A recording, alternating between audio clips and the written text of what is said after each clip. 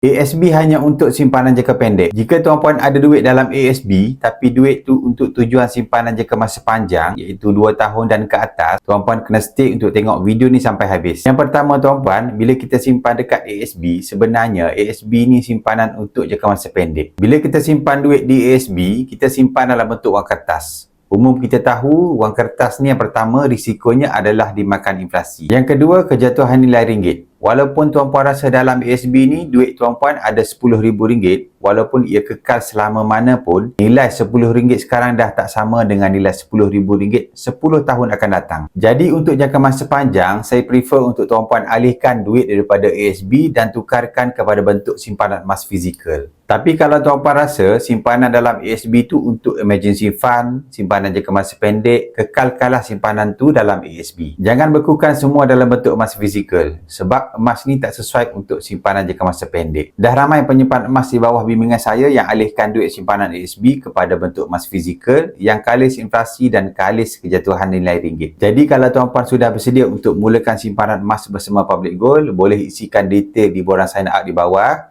atau hubungi saya, insya-Allah saya sedia bantu sebaiknya.